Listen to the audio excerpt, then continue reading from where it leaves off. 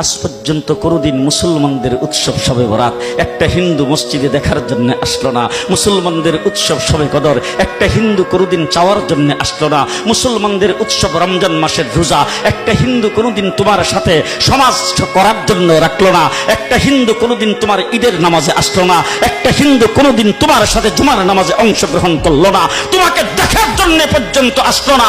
তার কারণ হলো হিন্দুরা মনে করে এটা মুসলমানের উৎসব, আর তুমি মুসলমান হইয়া হিন্দুর দুর্গা পূজায় কিভাবে গেলা? তোমার কি হয়ে গেল? তোমার কি লজ্জা শরম তুমি ধুয়ে ফেলে দিয়েছো? তোমার কি কোনো লজ্জা শরম নাই? লজ্জা শরম নাই? আবার কি সুন্দর বলতেছ, ধর্ম যার যার উৎসব সবাই। হাই হাই হাই, ও মুসলমান যুবকেরা ভালো করে শোনো, ধর্ম যার যার উৎসব সবার, তাইলে বিয়া যার যার বউ তো সবার। যে বিয়ে যার যার বউ সবার,